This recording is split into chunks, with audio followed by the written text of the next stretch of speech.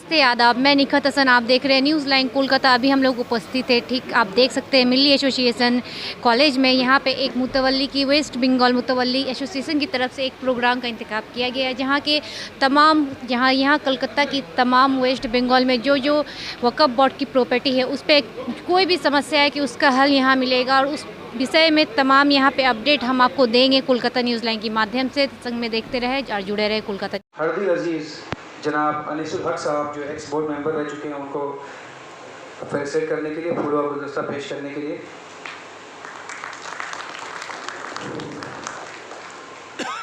बहुत बहुत शुक्रिया। अब मैं आप सबसे रिक्वेस्ट करूंगा, एक ज़ोरदार, बहुत ही ज़ोरदार तालियों के साथ स्वागत करें हमारे तमाम गेस्ट का, ताकि उनको भी यहाँ पे हम लोग आज सुने और उनकी बातों को समझें। ज़ोरदार तालियों के साथ हमारे सैदुल्ला मुंशी साहब और अनीसुल हक साहब, खान साहब और निहाल साहब के लिए बहुत बहुत शुक्रिया। अब मैं गुजारिश करूँगा, আপনারা ভালো আছেন। আমার নর্থ বেঙ্গলের প্রোগ্রাম থাকায় আপনাদের সাথে মিলতে পারলাম না আজকে, কিন্তু আমরা যারা মাতওয়াল্লি তারা, আমি বিশ্বাস করি আল্লাহর একটা রহমত আমাদের উপরে আছে। আল্লাহ আমাদের তার ঘরের খিদমত করার যে দায়িত্ব দিয়েছে, এবং ইনশাআল্লাহ এই দায়িত্ব সাধারণ মানুষ পায় না। আল্লাহর রহমত আছে বলেই এই দায়িত্ব আমরা পেয়েছি। আল্লাহর ঘরের খিদমত করা, আল্লাহর ঘরকে দেখাশোনা করা মানে we are caretaker of the property of Allah। এবং ইমানদারির সাথে এই কেয়ারটেকারের কাজ যদি আমরা করতে পারি, আল্লাহর ঘরে দেখাশোনা করতে পারি, আল্লাহ খুশ হবে এবং আল্লাহ আমাদের হয়তো সব গুনাহ মাফ করে ওপরে আমাদের তার কাছে জান্নাত হাসিল করা। তাই ভাই, আমি এই ওয়াকফ স্টেটের দায়িত্ব পেয়ে আল্লাহকে মন থেকে শুকরিয়া আদা করি যে আমি খিদমত করেছি। যারা ওই বস্তিতে ছিলেন তাদের জন্য বাড়ি তৈরি করে তাদের হাউজিং ফর আরবান খবরে নিয়ে গেছি। ওখানে ওয়াকফ বোর্ডের জন্য একটা হোস্টেল তৈরি করেছি, স্টুডেন্ট হোস্টেল। আমার মসজিদটাকে একদম বাড়িয়ে রাস্তার উপরে নিয়ে এসেছি। পেছনে পুকুর বুঝে গেছিল, সেটাকে পরিষ্কার করে সুন্দর করেছি। পেছনে একটা ক্লাব তৈরি করেছি। আর আমার ওই প্রপার্টি যেটা মিস্ত্রি গাঁও অফসেটের, তার রোজগার কয়েক গুণ বাড়িয়ে দিয়েছি। এটা আমি করিনি, আল্লাহ আমাকে দিয়ে করিয়েছে, আমি জারিয়া। তাই আপনাদেরও বলবো যে মন থেকে আল্লাহর কাছে সব সময় দোয়া চান, যাতে তার খিদমতে কোনো রকম ত্রুটি যাতে আমরা না রাখি। ইনশাআল্লাহ আমরা এই কাজ করবো, এবং ওয়াকফের যত মাতওয়াল্লি আছেন সবাই আমরা ভাই, সব ভাইরা মিলে দেখবো যাতে আমাদের আল্লাহ যে সম্পত্তি সেটা যাতে বেদখল না হয়ে যায়, বেহাত না হয়ে যায়, যাতে অন্য অন্যায়ভাবে কেউ না নিয়ে নেয়, এটা দেখাও আমাদের কাজ। এবং ইনশাআল্লাহ এটা আমরা দেখবো, সবাই মিলে জিজান লাগিয়ে কাজটা করবো। তার কারণ এই পৃথিবীতে আমরা অনেক কিছু রোজগার করে নিয়েছি, কিন্তু ওই পৃথিবী যেটা কোনোদিন শেষ হবে না, যে জীবন, তার অ্যাকাউন্ট এই খিদমতের মধ্যে দিয়ে আমরা ওপারে পাঠাতে পারবো। তাই আমরা সবাই মিলে এটাকে ইমানদারির সাথে করবো ইনশাআল্লাহ। খুব ভালো।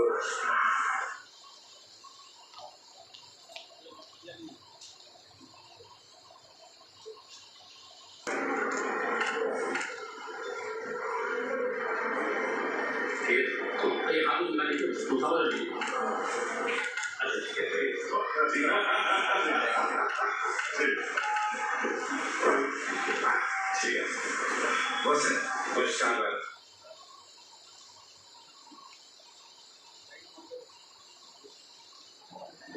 लाइट्स ऑन कर दीजिए प्लीज। गुजारिश करता हूँ कि हमारे हर दिल अजीज मेयर जनाब फिराद हकीम साहब और साथ साथ वो मिस्री बेगम स्टेट के मुतवल्ली भी हैं, किस तरह से उन्होंने अपने काम को आगे बढ़ाया है इसके लिए और तमाम मुतवल्ली एसोसिएशन के मेंबर्स के लिए एक ज़ोरदार तालियों के साथ में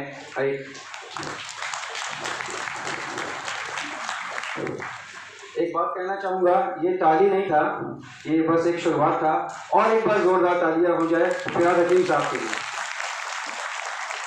वहाँ तो हल्का आवाज़ कम आ रहा है, पता नहीं क्यों। एक बार जोरदार ताली हो जाए हमारे खान साहब के लिए, हक साहब के लिए, जस्टिस साहब के लिए, मेहर भाई के लिए और हमारे एक्स बोर्ड मेंबर निहाल साहब के लिए। बहुत बहुत शुक्रिया आप लोगों का। अब ज़्यादा वक्त बर्बाद नहीं करते हुए मैं निहाल साहब से कहूँगा कि अपनी बातों को सामने रखें और उसके बाद में तफसील से हम लोग जस्टिस साहब की बातों को सुनेंगे, समझेंगे और उस पर चलने की कोशिश करेंगे। जनाब निहाल साहब। एसोसिएशन वक्फ बोर्ड मुतवल्ली एसोसिएशन की तरफ से यहाँ पे आया हूँ ताकि यहाँ पे जो आगे की जो कार्रवाई है उसको जिस तरीके से करना है उसके बारे में डिटेल वाइज वक्फ एसोसिएशन बताएंगे। और बाकी मैं चाहता हूँ वक्फ मुतवल्ली एसोसिएशन की तरफ से कि जो मुतवल्ली की जो परेशानियाँ उसको हल करे जाए, जैसे कि वक्फ प्रॉपर्टी पे इलीगल तरीके से कब्ज़ा किया हुआ है लोगों ने और इलीगल तरीके से इलीगल कंस्ट्रक्शन कर रहे हैं उसको ख़त्म किया जाए।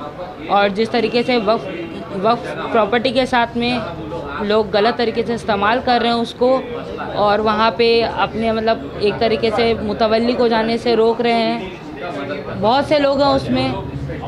और ये क्या नाम है इसका, अपने ज़करिया स्ट्रीट में बहुत इलीगल कंस्ट्रक्शन हो रहा है, 100 कैनिंग स्ट्रीट में भी इलीगल कंस्ट्रक्शन हो रहा है। और ये अपना नारकिल डांगा 73 नंबर नारकिल डांगा 7 बीघा ज़मीन है, उसके ऊपर भी कोई बाहर के लोग कब्ज़ा कर रखे हैं, वहाँ जाने से लोग रोकते हैं। और भी बहुत सारी जगह है, उसके ऊपर मैं चाहता हूँ मुतवल्ली एसोसिएशन अपनी नज़रसानी करे। वक्फ बोर्ड अल्हम्दुलिल्लाह पूरी तरह से सपोर्ट कर रहे हैं, वो अपना काम कर रहे हैं और बाकी हम अपना काम करेंगे इंशाल्लाह। जहाँ जहाँ इलीगल कंस्ट्रक्शन हो रहा है, अभी 73 नंबर नारकिल डांगा में इलीगल कंस्ट्रक्शन हो रहा है, उसको रुकवाने के लिए अल्हम्दुलिल्लाह हम लोग कोशिश कर रहे हैं। और भी सब बहुत सारी जगह हो रहे हैं कि मैं आपके तमाम मीडिया के थ्रू गुलाम रब्बानी की आवाज़ जितनी दूर तक जा रही है और मुतवल्ली की आवाज़ जितनी दूर तक जा रही है, मैं ये कहना चाहूँगा कि मुतवल्ली ये नहीं सोचें कि मुतवल्ली आज के डेट में अकेले हैं। उनकी बात अगर वक्फ बोर्ड नहीं सुनेगा, उनकी बात अगर सरकार नहीं सुनेगी तो हमारा वेस्ट बंगाल मुतवल्ली एसोसिएशन हमेशा उनकी बातों को सुनते आ रहा है, अभी भी सुना है, फ्यूचर में भी सुनेगा और आपकी बातों को आगे लेके जाया जाएगा। आप लोग जैसे जानते हैं कि मस्जिद और मस्जिद के प्रॉपर्टीज़ के ऊपर में जिस तरह का दुर्व्यवहार उस चीज़ को लेकर हो रहा है, मुतवल्ली मर कर चले जा रहा है लेकिन उसकी प्रॉपर्टी को दूसरा कोई डेवलप करके चले जा रहा है। ये चीज़ को तमाम चीज़ों को वक्फ बोर्ड के सामने में लाने के लिए, आवाज़ को बुलंद करने के लिए 2 ही नाम हम लोग हमेशा देखते हुए हैं, वो अनीसुल हक साहब और हमारे honourable x board member Khan साहब।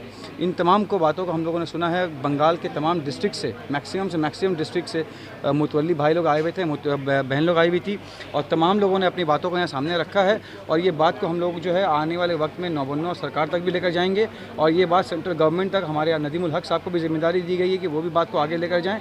आप लोगों ने वो भी शायद रिकॉर्ड किया होगा जिस तरह से फिराद हकीम साहब ने आज आने का वादा किया था लेकिन उनका कुछ ज़रूरी काम आ गया है, इसीलिए उन्होंने एक वीडियो मैसेज दिया था। वो वीडियो मैसेज को भी आप लोग दिखाएं लोगों को, ताकि मुतवल्ली भाइयों को ये मालूम हो कि फिराद हकीम साहब जिस तरह से नॉट बीइंग अ मिनिस्टर, जब वो मिनिस्टर नहीं थे, उन्होंने ये बात कहा है हम लोगों के सामने, जब वो मिनिस्टर नहीं थे तब से उन्होंने अपनी प्रॉपर्टी को किस तरह से किस स्केल में उसको डेवलपमेंट किया है, कहाँ तक उसको लेकर गए हैं। ये बहुत ही बड़ी बात है जो आज के डेट में एक मिनिस्टर भी आज मुतवल्ली है तो एक मुतवल्ली आने वाले डेट में वाकई में अपना हक को अदा कर सकता है। उनसे प्रेरित होकर, फिराद हकीम से प्रेरित होकर, नदीम भाई से प्रेरित होकर, तो हमारी मुतवल्ली भाइयों को, बहनों को, गुलाम रब्बानी और हमारे तमाम जितने भी मेम्बर्स हैं मुतवल्ली एसोसिएशन के, मैं नाम लेना चाहूँगा जिन्होंने इस प्रोग्राम को यहाँ तक लाकर खड़ा किया है, जैसे इमरान भाई हैं, यूसुफ भाई हैं, अकील भाई हैं, मोइन भाई हमारे बाएं जानिब में खड़े हैं, सैफुल्ला भाई, ज़हीर अब्बास भाई हमारे बाएं जानिब में खड़े हैं, राहिल ज़फ़र, सनाउल्लाह हुज़ैफ़ा, नौशाद हुसैन, इब्राहिम भाई, अनीसुर रहमान भाई,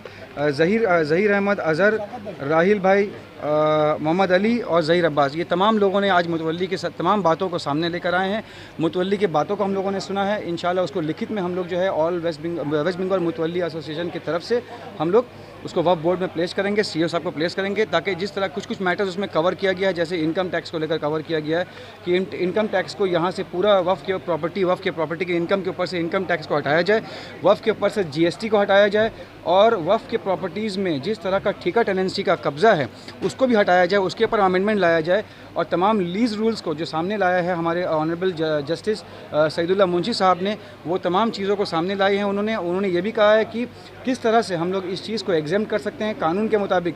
जिस तरह से एक मैंने वीडियो देखा था, यूपी का वीडियो था, उसमें कहा था कि हम लोग जो है मस्जिदों को भी शहीद करेंगे, कबर में भी हमारे पीर मुर्शिद कबर में भी हथौड़ा चलाएंगे कानून के मुताबिक। तो इसी तरह से वफ़ का एक्ट भी बहुत मजबूत है। वफ़ का एक्ट में एक बहुत सख्त एक्ट है, उसमें कहा गया है Waqf act has an overriding effect on any other act. मतलब आने वाले वक्त में और पास्ट में जितना भी एक्ट बना है वफ़ का एक्ट जो है उसके ऊपर में उसको लागू होता है। इससे क्लियरली साबित होता है कि Waqf act has an overriding effect on any other act, which means कि वफ़ के एक्ट के ऊपर में कोई नहीं चलेगा। Once a waqf is always a वफ़।